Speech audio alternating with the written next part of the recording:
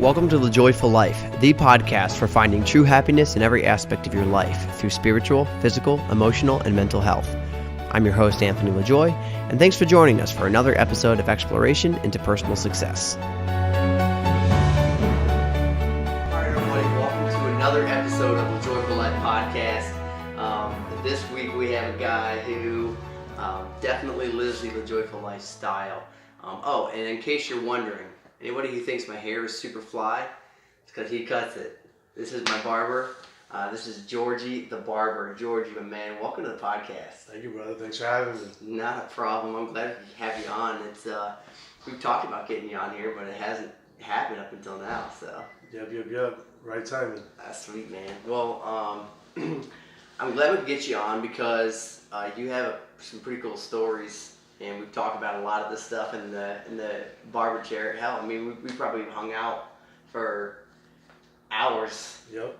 In the course of getting every single one of my hairs cut. But anyway, you are a veteran. Yes, sir. And which we appreciate your service, man. Thank you very much. What got you into that? How did that come about? After high school, I wasn't really doing anything. I started kind of slipping up, doing things that weren't correct and doing things the wrong way.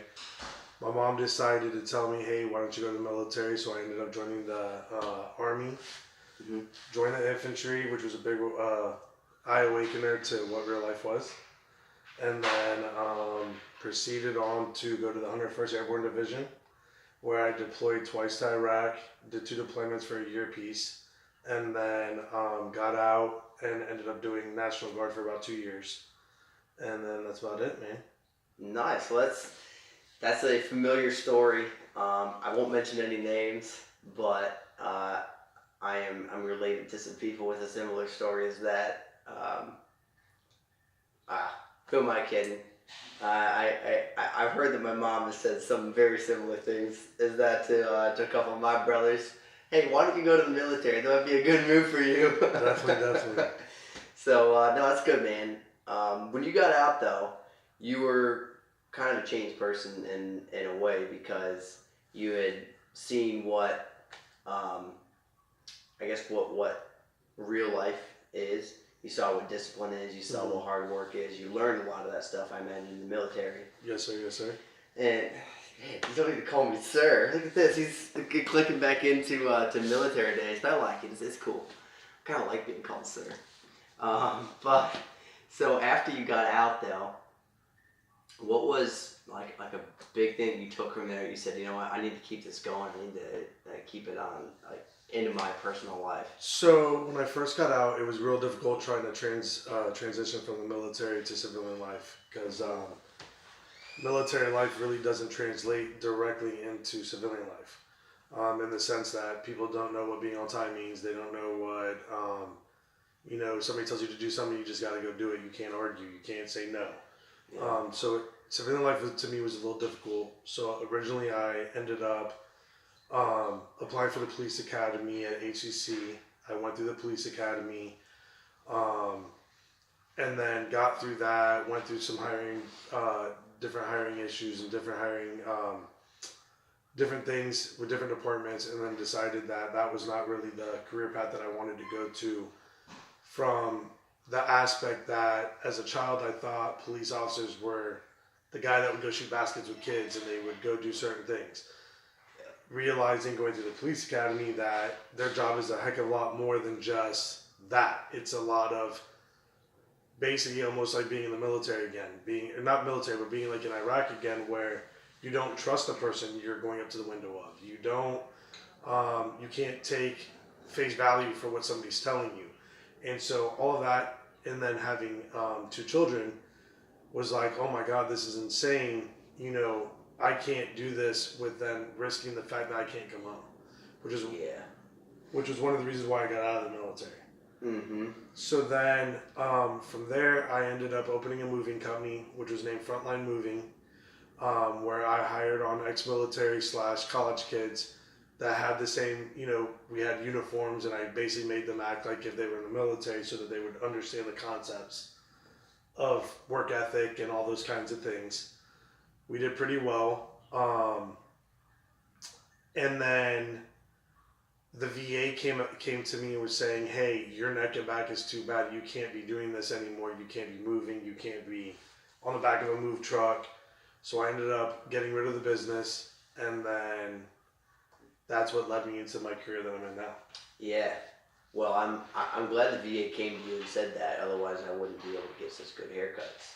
That's definitely true. Definitely true.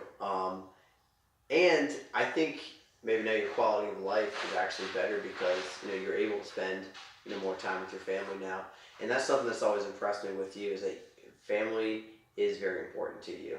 Mm-hmm. You express that quite regularly to me, and just kind of talk a little bit about how your family has helped to really keep you grounded. Right, I think that's something that for me has definitely played into it, but not everybody comes from a strong family background, and maybe they find that a little bit later in life. So it's something that I think people should know about sooner rather than later. Yeah. Because family's a good thing. Definitely. So I was raised by a single mom who, during college or when she had me, decided to go to law school. Was working 2 jobs while going to law school. She's a lawyer. Obviously, she became a lawyer. Graduated from the University of Miami. That's why I'm a gigantic U fan. Good for her, man. Yeah, go her age. We can say that on here. It's fun. But and then all of her family basically became like the tribe to help raise Jorgie, and so my father was an big-time drug dealer. Ended up being in prison on and off my whole life. So my role model was always my mom, who was my mom and my dad. So when she gave me the mention of, hey, you need to go to the military, I took it as this woman who loves me more than she loves herself is telling me, go do something dangerous because that's going to save you. So I was like, all right, I got to just go. Back then, I didn't really think about it that much. When I got out, I realized that that's what my brain was saying, even though that's not really what I was at that moment thinking, if that makes any sense. Yeah, absolutely. So once I had my first daughter, that was one of the reasons why I got out of active duty, was because the last thing I wanted it to be is, one of the bad things about the military is it tends to make it where parents, whether it's the father or the mother, whoever's in, doesn't get to be that person 24 hours a day. Yeah. Totally. They're deployed for a year, they're deployed on training, and, a misconception that a lot of people think is, oh, once they're back from Iraq or Afghanistan, the rest of that time off is just time off and they get to do whatever. No, that's training for 3 months, that's training for 2 weeks, that's leaving this, doing all kinds of other things that take you away from your family. So that was one of my reasons for getting out, was because I needed to be a father to my daughter. Then my fiance that I have now, we got together and we had my second daughter, Chloe, and then it became that much more important that for me to be a father figure. On top of that, she had a son that I felt like I had to step up to show the role model status of a man in his life also. Mm-hmm. So, for me, family's huge. So if you have a family, you always got to weigh out money. Is money worth more than your family is? Is the time that you're spending at work more than what your family's worth? And to me, in the beginning of becoming a barber, it was very difficult because it spent a lot of 6 days in the barbershop. It spent going to the barbershop from 9 in the morning till 8 o'clock at night, or people calling me up, hey, Jorgie, come do a house haircut at 9:45 at night. Yeah. And so I was having to do all that stuff, which then eventually, because of the work ethic, got me the opportunity I have now, where I'm working now, where I work 3.5 days. I get to eat lunch with my kids. I get to be home every night. I get to see them on the weekends. And so that's my biggest benefit for my hard work so far has been the fact that it's given me the opportunity to actually be a dad and be around my kids and family as much as I want to. Yeah, that's awesome, man. I mean, that really speaks to the importance of hard work, and not giving up. There were multiple times just through you telling that story that I'm thinking to myself, like, man, like anybody else, very easily could have given up. You could have easily given up. Mm-hmm. So kudos to you for not doing that and for always seeing kind of, the light at the end of the tunnel. And I think when it comes to things like that, you need to be very focused on, what is important to you. You were just saying that about, is the family more important to you than the money? And I think that's very true. you hear people talk about it, but it's good to kind of, hear an everyday guy, say the same thing. And your work ethic is something that really, brought you through that. In a conversation we've had sometimes that you've had friends, I think your dad actually approached you with a business opportunity, and the first thing you thought was, something smells wrong, right? So and you weren't satisfied with how. Yes. How it was all going to work out. That it was clear and not under the rug in any way. And so you just backed out of it. Like, no, I don't want part of that. And that's something I respected about you too. Is that your dad, you just said, was from a dark past or from a dark background. Yes, sir. So you could have easily dropped into that, but you made a choice to live your life out in front, in the light where everybody can see, and make an honest living. And that's impressive, man. I think that's another kudos to you. That's good. Do you ever get flack from friends or anybody being like, dude, you're dumb for not taking a risk now and then? There's sometimes that when I'm looking at there's a lot of times that I say it all the time. He's heard me say it a bunch of times. Like, I like to look in the mirror and talk to myself, and it sounds crazy. But there's times where I question myself on, like, hey, would you be better off if you took this opportunity, or if you, this guy's offering you this amount of money, go open a barber shop, and this is what you're going to pay. And then when I would sit back and look at it thinking, oh, dude, how is a 24-year-old have the money just to throw around like this that doesn't come from a wealthy family, doesn't have this? So I had to step back and think, like, hey, do I want to be in a risk that, yes, technically, could it be that even if he was doing something illegal, could I get in trouble for it? No, because it was a gift. That the thought process of even having somebody weigh in or look in on me, or me having to think twice of what I'm doing, just never made any sense. Like, at the end of the day, what was the purpose? Like, if I were to do those options, what was the point of the military? What was the point of the moving company? What was the point of this? Then I'm defeating the whole purpose of why I've done the things I've done in my past to get to where I'm at now. I agree. In the I believe it was the second episode with Dr. Bob Fertosis, we talked about that actually. Is that your past will follow you, be it good or be it bad. So always keep your present, your now, very honest. Whoever you are, especially though for the younger listeners, have a passion for the adolescents. Yes. In our country, I think they need training, they need guidance, they need someone to look up to, and so that's a big passion of mine with this brand. I want to try to inspire healthy, clean living of our youngsters, and that's one big message that I want to get across to them. So listen to what Jorgie's saying, because he's seen both sides, and he's chosen to walk on that straight and narrow path, and that's something that's impressive, and it's good for him, and it's easy choice to make. So make sure you make the same choice. Just on that, because I know how big that is on him with the youth and all that. One of the other things that I've decided to do, it's all been avenues that my mom's put me through. One of her good friends, who was an ex-judge for Hillsborough County, did a lot of stuff for, it's a group called A Kid's Place. It's an orphanage for children. For basically, it's the only one, from my knowledge, that will keep siblings actually together. And so sweet, man. Every couple months I try to go over there, usually in the beginning of the year around Christmas, I try to go there and do free haircuts for the kids. Which the craziest part is, a lot of times people as barbers, we're constantly looking at, like, oh, I should change my career to do this because this isn't the best job, or this isn't the best, people don't look at it a certain way. And every time you cut a kid who doesn't have money, or isn't coming for money, or is in a situation like that, and you could change his feelings, or just a haircut changes that kid's entire life that day, that week, because he feels fresh, he feels clean. Yeah. You know what I'm saying?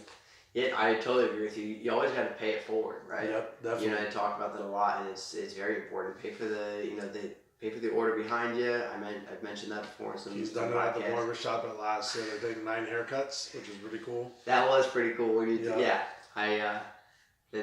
cool. I did kind of look at him like he was nuts when he's like, hey, do this for the next haircut. I'm like, what? Huh?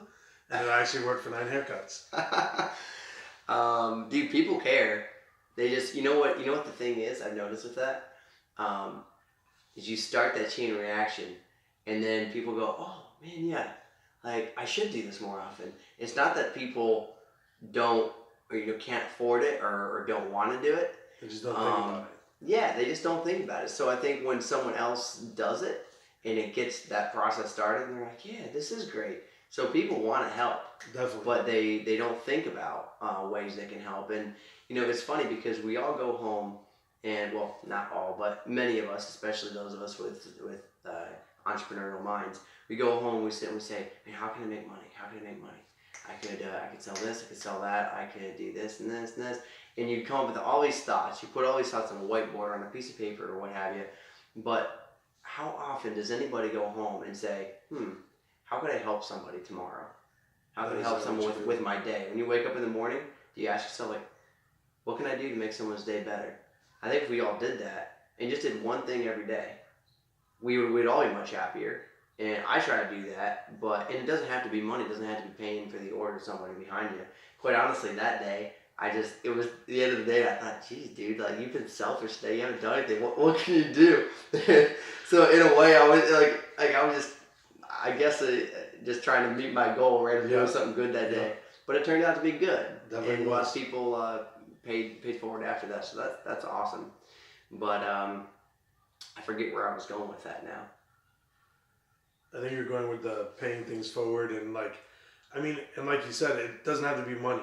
It could be your time, it could be your efforts. Like, for instance, at the end of the month, I think my fiance and I are going to be doing a cut for the cure through one of my other clients that was like, Jorgie, I know he's a barber, he'll do it. But you could go, just volunteer to go pick stuff up. I can tell you my mom's a very well-known lawyer here in Tampa, and she spends on one of the roads you just drove on, and every Sunday is out there picking up trash. And I look at it like you're nuts at first, and then I realize after seeing it over and over again, I go, it seems to be a little bit cleaner. People still look at her like she's not to keep throwing stuff out, but it's just the little things. Like, you could go pick up trash. You could go, you're ordering something to eat. Just go get somebody a cheeseburger and give it to them on the street or something. And like you said, it's not just about how you feel about it. You giving that or doing that for somebody may change their mentality of that day. So that person that day could have thought, I want to go blow my brains out. And then the fact that you just paid something forward, or you just gave him a burger, or you just gave him a t-shirt or whatever, that may have changed his entire life that day and said, you know what, maybe it's not worth blowing my brains out. Maybe I should go do something with my life instead of doing this. You know what I mean? Like, yeah. When you're giving things away, the big thing, like you said, is you don't want to be as, oh, I'm just doing it for myself. You're doing it for everybody. Yeah, you really are. I mean, it makes you feel good for sure, but there's studies too that show that when you do lots of good for folks, it's cured different ailments, diseases. I can't cite any specific case right off the top of my head, but I remember I've read about those things of people who have like a heart condition or something, and their heart condition goes completely away because they go, oh, hey, you know what? My doctor gave me 6 months to live. What am I going to do with my 6 months? So some people might say, man, if I got diagnosed with cancer and the doctor gave me 6 months, I would go to Vegas and blow all my money. Like, is that really a good way to spend your last days on Earth? Definitely not. And then swimming with a great white shark though. Oh, I would definitely do that. I'm doing that 100%. But when I'm not in the water doing something crazy like that, I would definitely try to do some good for people. And definitely, there's situations where someone has done that, and in those 6 months, they're just doing so much good for people, so much. Their doctor's like, dude, what have you been doing in the last 6 months? They're like, I don't know, been giving a lot to charity, been spending some time cleaning up roads, been, paying for the order people behind me, helping orphanages and stuff. They're like, dude, your heart is fine. So there have been situations like that, and I wish I had specific examples. I just didn't think we were going to start talking about this, so I didn't look them up ahead of time. My bad, I apologize. It's very important to do good for people, and I think that's something we've talked about a lot and is really important to do. You've also, if we can talk about this, you've also recently started going back to church, and has had a good effect on you. Definitely.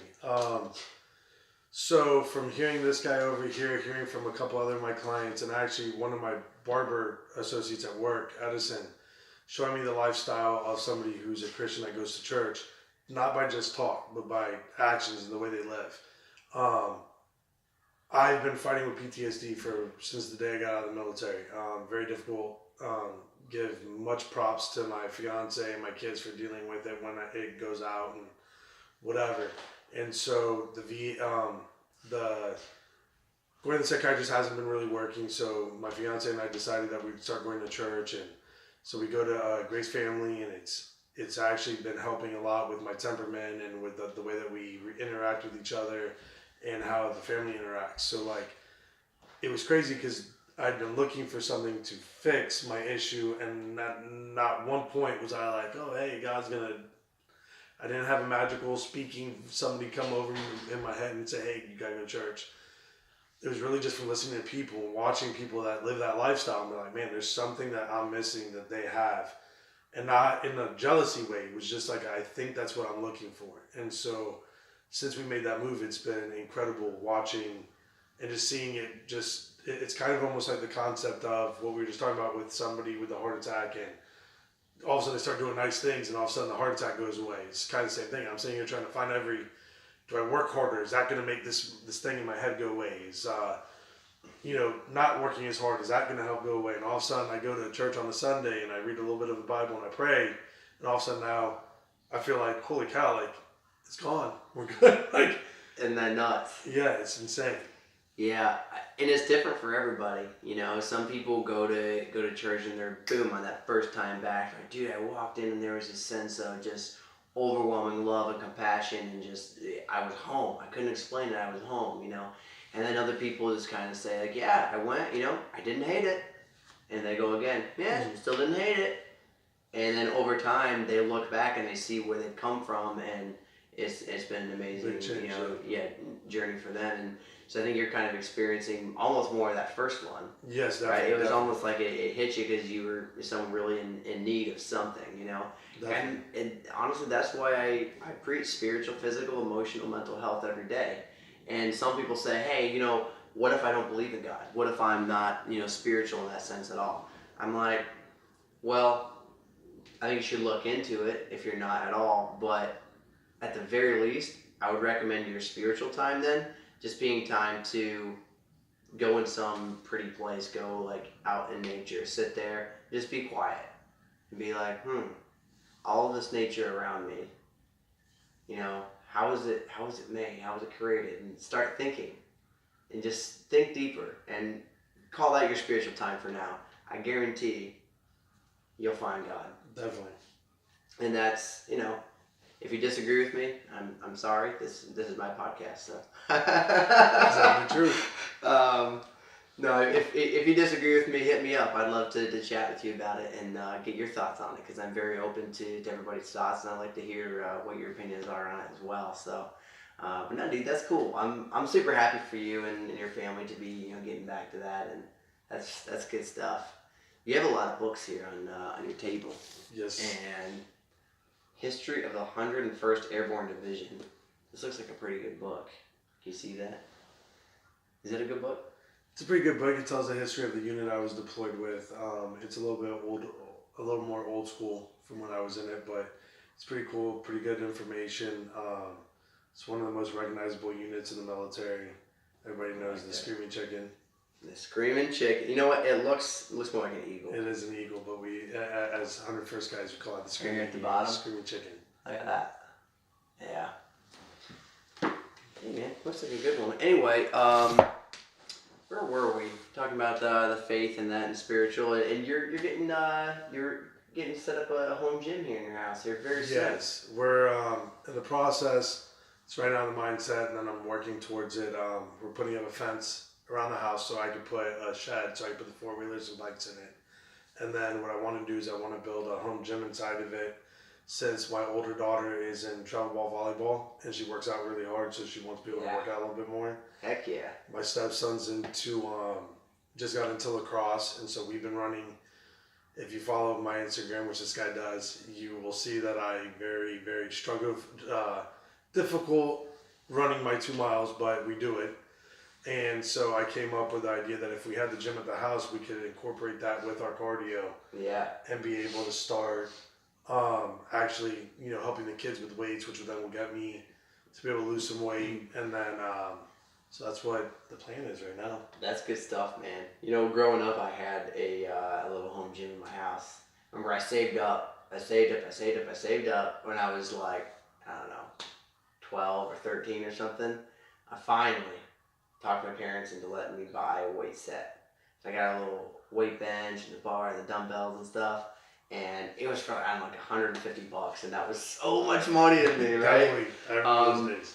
Folks, this is before the days of, what's the word I'm looking for? Allowances.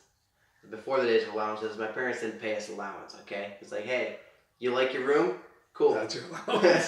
Go out and clean the barn or Yeah. whatever. So little by little, it took me a long time, but I saved it up, and that's what I really wanted to do because I wanted to be like my brothers, and they were going to the gym, they're doing all this cool stuff. Yeah. And I remember that. That's awesome. Going downstairs and work out, and it was a good feeling, dude. Definitely. So it's good. I'm happy for you. Well, we're about to get into time here on this one, so we'll wrap it up. But what's the best way if people want to contact you for a haircut? If you're in the Tampa area, if you come down here on vacation, if you live here, Tampa, St. Pete, anywhere in that area, you got to hit this guy up because he will give you a fresh cut, and you'll have some really good conversation during that time. I promise you that. If you want to, the easiest way really is to check me out on Instagram at Jorgie_the_Barber. If you check that out, there's a link on the bottom of it. That's Jorgie with a J. J, yes, Jorgie. Yeah. And there's a button that you can press that says book me, and you can just book an appointment straight through there. There it is. It's the best way to do it. You can also hit me up. So if you're following me on YouTube or Instagram, Facebook, all that stuff, or email, contact me. I can get you in touch with them as well. Great guy, great barber. I appreciate you coming on, man. Thanks, brother. Thanks for coming on. Fantastic having you. Folks, if you enjoyed this episode, please share it out to your friends. Tell your neighbors. Tell your best friends. Tell your girlfriends, your boyfriends, your wives, your husbands, your kids. Your aunts, uncles. Yeah, we could sit here and name people all night, but remember, sharing is caring, and if you want all of your loved ones to experience the joyful lifestyle, they gotta come listen to the Joyful Life podcast. So, until next time, stay happy, stay humble, stay joyful.